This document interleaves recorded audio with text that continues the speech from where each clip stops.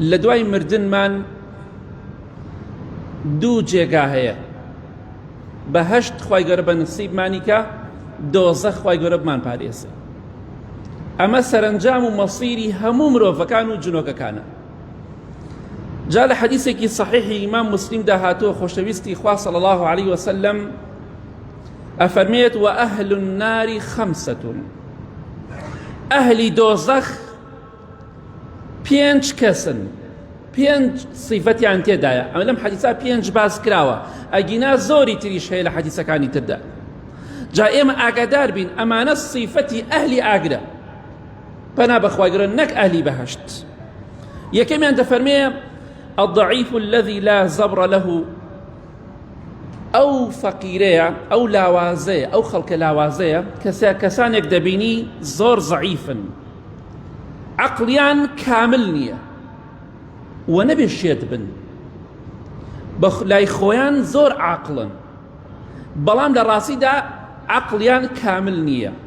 چونکە پێغەمبەری خوا صلی الله عليه وسلم فەرمووی: لا يبغون أهلا ولا مالا. ئەمە صیفەتیانە، عەقڵیان کامل نییە، ژیانیان هەرچی شتیان هەیە بەدەست عەقڵی خەڵکەوەیە. دەبینی عەقڵ خۆی داوەتە دەستی سەرکردەیەکەوە، عەقڵی خۆی داوەتە دەستی بەڕێوەبەرێکەوە، عەقڵی خۆی داوە بەدەست کەسێکی دەوڵەمەنەوە، عەقڵی داوە بەدەست کەسێکەوە کە ناودارە، ئەو چی پێ بڵێ جێبەجێ دەکات، ئەو چی ڕێگری لێ بکات نایکات. ئەم جۆرە کەسانە پێغەمبەری خوا فەرمووی صلی الله عليه وسلم: تەماشا دەکەی لا يبغون أهلا ولا مالا، بەدوای ئەودا ناگەڕێ، چونکە عەقڵی کامل نییە، هەم کۆیلەی خەڵکە، هەم بەدوای ئەوەدا ناگەڕێ ببێتە خاوەنی خێزانێک، هەتا حرام وەستابێ نزیکی حەڵاڵ ناکەوێ. دەڵێ ژنم بۆچی ئەم هەموو ژنە بەلاشە هەیە؟ پەنا بەخوای گەورە، بۆ ژن ناهێنی؟ وەڵام من زینا دەکەم، بە پارێکی کەم لەگەڵ ئافرەتێکا ڕادەبوێنم، پێویستم بەوە نییە ژن بهێنم. ئەمە مرۆڤێکی عاقڵ و تێگەشتوو نییە، چونکە نە خاوەنی خێزانە، نە دەبێتە خاوەنی منداڵ، دەبێتە باوکێکی حەڵاڵ و ڕێکوپێک. تەماشا دەکەی بەدوای شەهوەتا ڕائەکە، بەدوای هەوە ئارەزوەکانی ڕائەکات، تەماشا دەکەی عەقڵی ژیانی هەموو شتی بەدەستی خۆی نییە، تووشی شەهەواتێک بووە، ئارەزوەکانی بووە، یاری پێ دەکات. پەنا بەخوای گەورە، خەڵکی وا هەیە لەگەڵ دەیەها نەفەردا دەخەوێت، زینا دەکات. ئەم جۆرە کەسانە پێغەمبەری خوا دەفەرمێ صلی الله عليه وسلم کە عەقڵیان کامل نییە، چونکە ئەوەی خوا پێی ناخۆش بێ دەیکەن، ئەوەی خوا حرامی کردووە ئەنجامی دەدەن. ئەم جۆرە کەسانە پەنا بەخوای گەورە ئەهلی دۆزەخن. ئاگاداری خۆمان بین، وا نەزانی کاتێک کە تۆ زینا دەکەی، وا نەزانی تۆ کەسێکی باشی، تۆ کەسێکی ئەگەر لەسەری بمریت و تۆبە نەکەی تۆ ئەهلی ئاگریت. خۆشەویستی خوا صلی الله عليه وسلم لە حەدیثێکی صحیح مسلمدا فەرمووی: ئەهلی ئاگر پێنج کەسن. یەکێک لەوانە فەرمووی: الخائن الذي لا يخفى له طمع وإن دق إلا خانه. تەماشاکەی، ئەمە صیفاتێکی ئەهلی دۆزەخە. خۆشەویستی خوا فەرمووی صلی الله عليه وسلم: ئینسانێکی ناپاکە، خائینە، دڵپیسە، دەستپیسە، پەنا بەخوای گەورە، بە جۆرێکە هەر تەماحێکی دەستکەوێ، هەر شتێکی دەستکەوێ تەماحی تێدا بێ، ئیلا تەماشا دەکەی ئەگەر کەمێکیش بێ، ئیلا تەماشا دەکەی خیانەتەکە دەکات. هەر دەرگایەکی حرامی بۆ بکرێتەوە، ئەگەر پارێکی کەمیش بێ هەر ئەنجامی ئەدات. ئەگەر لەگەڵ ئافرەتێکا بێت تەنها دەست بدا لە دەستی، بەلایەوە زۆرە. خەڵکی فەقیر هەیە وتێتی من لە فڵان کەس پارە وەرناگرم، هەرچیم بۆم بێنی لێ وەرناگرم. وتیانە بۆ؟ وتی کاتێک کە دێشتەکە ئەبەدا بەدەستمەوە دەستی خاتە ناو دەستمەوە، بۆی دەستی بەردەسم کەوێ. ئەم ئینسانە پەنا بەخوای گەورە تەماشا دەکەی وئین دەقە ئیلا خانەوە. پێغەمبەری خوا فەرمووی صلی الله عليه وسلم ئەگەر کەمێکیش بێ ئیلا دەیوێ خیانەت کە بۆ مرتاحە بێ.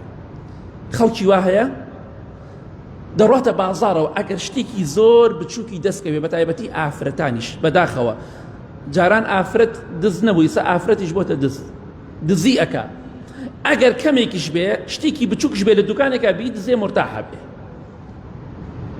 خەڵکی وام دەناسی ئەڕۆشتە ماڵێکەوە نانی دەخوارد هەندێک جار کە خاوەن ماڵ دیار نەبووە کەوچکەکەی جاران کەوچکی فافۆ نەبوو زوو کەوچکەکەی پاکە کردو قسە گیرفانی وتر بۆ مرتاحە بوو سبحان الله ئەگەر کەوچکە چایەکی بردایە مرتاحە بوو ئەمە واقعیەکە کەسانێک هەیە بچووکترین حرام بچووکترین دزی بچووکترین خیانەت بەس بۆی بکرێ تەماحی تێدا بێ ئەنجامی ئەدات ئەم جۆرە مرۆڤانە پەنا بەخوای گەورە ئەهلی دۆزەخ پێغەمبەری خوا فەرمێ صلی الله عليه وسلم لە حەدیثێکی صحیحی بوخاریدا دەفەرمێ لعن الله السارق يسرق البيضة لعنەتی خوا نەفرەتی خوا لە کێ بێ لە دزێک بێ ئەگەر هێلکەیەک بدزێ کە بای 250 نارنی ئەمڕۆ لعنەتی خوای لێ بێ جا بۆیە ئاگادار بن خوشکە بە ڕێزەکان ئەڕۆیتە ناو بازارەوە لە دوکانێکە ئەچی لە پاکەتێکە شتەکە دەرەکەیت و پاکەتەکە دانیتەوە بەوە مرتاحەبی بەوە مرتاحەبی شتێکی بچووک بدزی بکەدە گیرفانتەوە یا شتێکی گەورە ئەمە صیفەتی ئەهلی ئاگرە هەر کەسێک ئەم صیفەتەی تێدا بێ هەر شتێک تەماحی تێدا بێ ئەگەر بچووک بێ یا گەورە بێ ئیلا ئەنجامی ئەدا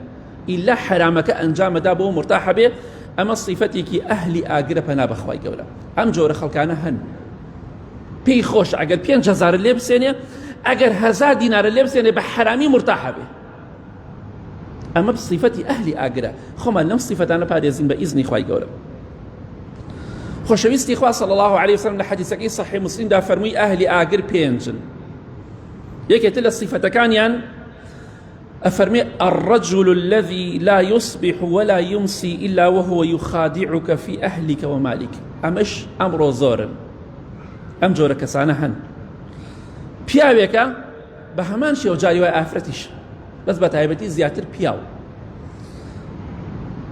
هەموو بەیانیەک هەموو ئێوارەیەک چۆن دەڵێ شەو و ڕۆژ دەیەوێت فێڵت لێ بکە بتخەڵەتێنێ ئەمە صیفەتێکە تێدای پەنا بەخوای گەورە تەماشا دەکەی فی ئەهلیکە و مالیکە حەزەکە دەستی بگا بە خێزانەکەت دەستی بگا بە کچەکەت دەستی بگات بە خوشکەکەت دەستی بگا بە شەرەف و ناموست حەزەکە دەستی بگا بە ماڵەکەت و بیدزێ شەو ڕۆژ پیلان دائەنێ چۆن ماڵەکەی فڵان کەس بخۆم چۆن شەرەف و ناموسی لەکەدار بکەم ئەم جۆرە خەڵکانە هەیە چەندەها کەس دەڵێ خزمەکەم براکەم برادەرەکەم هاوڕێکەم شەریکەکەم خیانەتی لێم کرد دزی لێم کرد تەماحی کردە خێزانەکەم و کچەکەم و خوشکەکەم ئەم جۆرە کەسانە ئەهلی ئاگرن پێغەمبەری خوا فەرمێ صلی الله عليه وسلم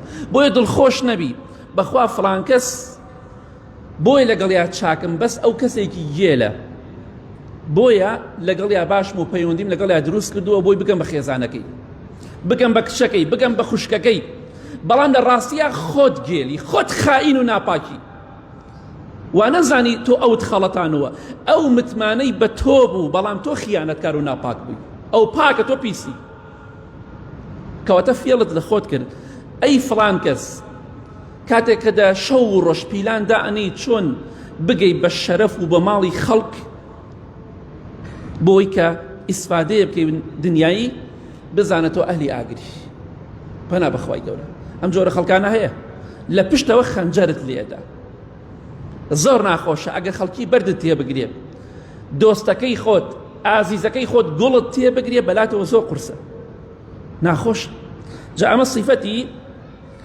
پەنا بەخوای گەورە ئەهلی دۆزەخە هەوڵ ئەدا شەو و ڕۆژ بۆ ئەوەی بگات بە شەرەف و ناموسی کەسێک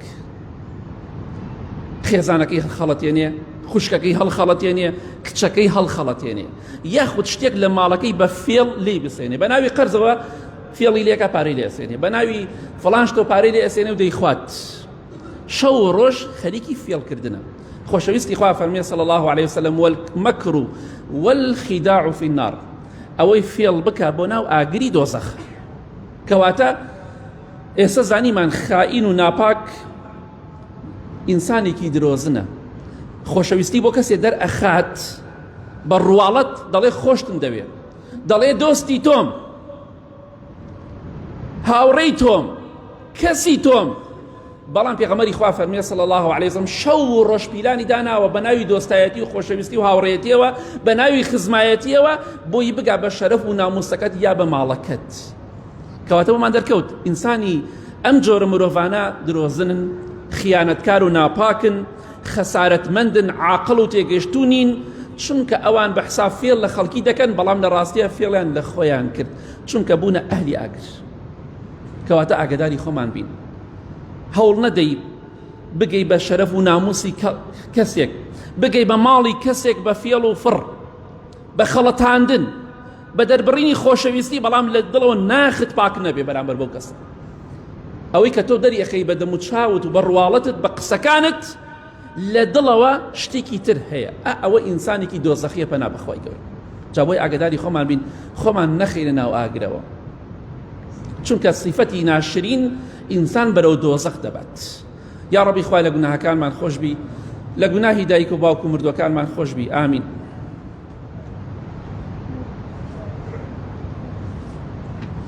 الحمد لله والصلاة والسلام على رسول الله وعلى آله وصحبه ومن والاه. خۆشەویستی خوا صلی الله عليه وسلم لە حەدیثەکەی صحیح مسلمدا فەرمووی ئەهلی ئاگر پێنجن. یەکێتر لە صیفەتەکانیان ئەو کەسەی کە حەدیثەکە ڕیوایەتەکە ئەفەرمێن نازانم پێغەمبەری خوا صلی الله عليه وسلم فەرمووی بەخیلی، ڕەزیلی یاخود درۆی وت، یەکی لەم دوو شتەی وت. ئەم دوو صیفەتش، ڕەزیل و چروکی یاخود درۆکردن، صیفەتی ئینسانی منافق. چونکە ئینسان بەهۆی ڕەزیلیەوە کاتێککە چروک بوو، ڕەزیل بوو، وای لێ ئەکات درۆ بکات، تەماشا دەکەی بەردەوام هەرە کڕوزێتەوە، نیمە نیمە نیمە نیمە، ئیشم نییە، کەسابەتم نییە، ژیانم نییە، پارەم نییە، پارەی چاکیشی هەیە. بۆیە من زۆر تەجروبەم هەیە، ئەوەی وتی نیمە زۆری هەیە، قەت باوەڕی پێ مەکە. وەڵڵاهی ئینسانی نەفس بەرز قەت ناکڕوزێتەوە. ئەوەی وتی نیمە و کڕوزایەوە لێی مەترسە، هیچ لێی مەترسە. ئەوە چاکی قایم کردووە، فێر بۆ فێر، حەزەکەی تۆ مانی 2 ملیۆنی بەری هەرەڵی نیمە، کەواتە ڕاست ناکە. بۆیە پێغەمبەری خوا فەرمی صلی الله عليه وسلم ڕەزیلی، چروکی کە ئینسان بەرەو درۆکردن دەبا، صیفەتی ئەهلی دۆزەخ، صیفەتی منافقەکانە کە ئەهلی دۆزەخن. ئینسانی مسلمان لە خۆشی و ناخۆشیە حەمد و سەنای خوا دەکات. بۆیە ئاگادار بە برای بەڕێزم، بوویتێتە باوک، بە خۆ دەڵی پیاو، با ژنەکەت و مناڵەکەت احتیاجی خەڵک نەبن، با دەست لە خەڵک پان نەکەنەوە. وەک باسم کرد جارێتر، خێزانەکە دوا پەروەردە بکە، ئەوەی توانات هەیە بە پێی توانای خۆت، خێزانەکەت و کچەکەت و مناڵەکەت وا پەروەردە بکە، کاتێک کە سێپارەی بداتێ ئاوا بکات، نەک ئاوا بکە، دەستی بۆ پان نەکاتەوە. کچەکەت کاتێک بە احتیاجی و ناردت بۆ بازار، ژنەکەت نارد بە بێ پارە، ناردت بۆ زانکۆکان و بۆ شوێنەکان، دڵنیا بە لەوانە کەسێتر پارەکەی بۆ دەبرکە، بەڵام بە خیانەتەوە، بەڵام بە ناپاکی، بە ئیشی خراپەوە. بۆی ئاگات لە ژن و مناڵەکەت بێ، ئەوەندەی توانات هەیە خزمەتیان بکە، پارەیان بەرێ. وەکو ئینسانێک کاتێک بە تایبەتی ئینسانی بەخیل و ئینسانی ڕەزیل عاقڵ و تێگەشتو نییە، باشە ماڵت بۆ کێ کۆ کردوتەوە؟ نە بۆ ژنەکەتە، نە بۆ مناڵەکانتە، نە بۆ خۆت، بۆ کێتە؟ بۆ بکوزاوە؟ بۆ خەڵکی تر؟ بۆیە بەخیلی پێغەمبەری خوا فەرمی صلی الله عليه وسلم حەدیثێکی صحیح بخاریە فەرمی وەئەی داء ئەدوەء من البخل. بۆ هیچ دەردێک هەیە، هیچ نەخۆشیەک هەیە لە ڕەزیلی خراپتر و پیستر بێ، ناشرینتر بێ بۆ ئینسان؟ خۆشەویستی خوا صلی الله عليه وسلم فەرمی ڕەزیلی، درۆکردن، هۆکارێکن و صیفەتی ئەهلی ئاگر. کەواتە ئاگادار بە چروکی خۆت بەرەو دۆزەخ دەچیت، چونکە مناڵەکانت فێری خراپە دەبن بەهۆی تۆ، ژنەکەت فێری خراپە دەبێ بەهۆی تۆ. ئەکرێ خەڵکی وا هەیە زۆر حاڵی باشە، سوێن بەخوا کچەکەی ئەنێرێ بۆ زانکۆ ڕۆژی 250 دیناری داتی، 250 دینار بۆ کچە عازەبێک لە زانکۆ بێ، لە کاتێکا ئەگە بە 100,000ش بداتێ بە وەرەقە و بە گەڵاش بداتێت زۆر ئاسایە چونکە زۆری هەیە. ئەخر ئەم ئافرەتە بەیانی کوڕێک پارەی بۆ ڕژێنێ، ژنەکەت ئەنێری بۆ بازار بە 10,000 و بە 20,000ەوە، لەوانەیە کوڕێک 200,000 بداتێ لەگەڵ ڕابێرێ، لەوانەیە لەگەڵ پەیوەندی دروستکە. بۆیە ئاگاداری خۆت بە، ماڵەکەت بخۆ، بەشی ژن مناڵەکەیشت ئاگادار بە مەیان فۆتێنە، داماویان مەکە با چاوێنە دەستی خەڵک نەبێ. ئەمە صیفەتی ئەهلی ئاگرە پەنا بخوا ئینسان ڕەزیل و درۆزن بێ. آخر خاڵی پێغەمبەری خوا صلی الله علیه وسلم فەرمووی ئەهلی دۆزەخ پێنجن، یەکێتر لە صیفەتەکانیان ئەفەرمێ وەشینظیر الفەحاش، ئەمەش زۆر خەتەرە.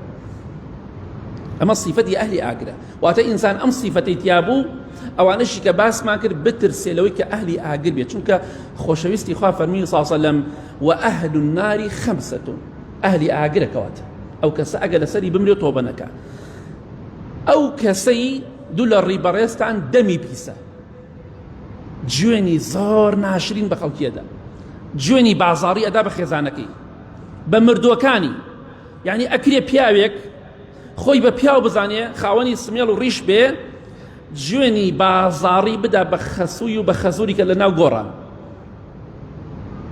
تۆ چی پیاوێکی؟ تۆ چی جۆرە مرۆڤێکی گوێنی بازاڕی و ناشرین بدەی بە کەسانێک بۆی خەڵکانێک پەنا بخوا؟ ئەمە صیفەتیانە. خەڵکی لە زمانیان دەترسێ، چونکە دوو لە ڕیبەڕێستان کە دەم بکاتەوە ئەڕشێتەوە. ئەمە صیفەتی ئەهلی ئاگرە، هەر کەسێ ئەم صیفەتی تێدا بێ بمرێ لەسەری پەنا بخوا ئەهلی ئاگر و دۆزەخ.